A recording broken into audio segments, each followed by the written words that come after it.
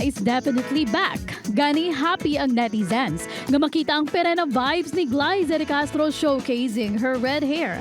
Pareho nga look sa karakter sinisadto sa Encantadia. Sa November, gin-confirm sang aktres ang iya role bilang Pirena sa Encantadia Chronicles sangre nga malantaw na sa GMA sa 2024. Thankful ang BarDa o Barbie Forteza kag David Licao collab team sa mga blessings nila na baton sa sining nga Christmas. Lakip na ang pihak nga projects.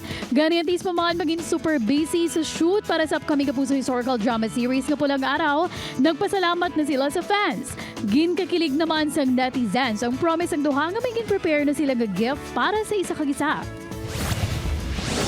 Samtang yari naman ang mga eksena nga nimo dapat mamiss sa Black Rider. Ang gamong nga dala ni Hector sa kabuhi ni Pretty, mas magalala pa ang plano ni Zsa Zsa nga patyo ng bana. Matigayon nihan, ina kagiban pa nga maksyon ng mga eksena ang Bantayan sa Black Rider sa GMA Telebabad pagkatapos ang 24 oras.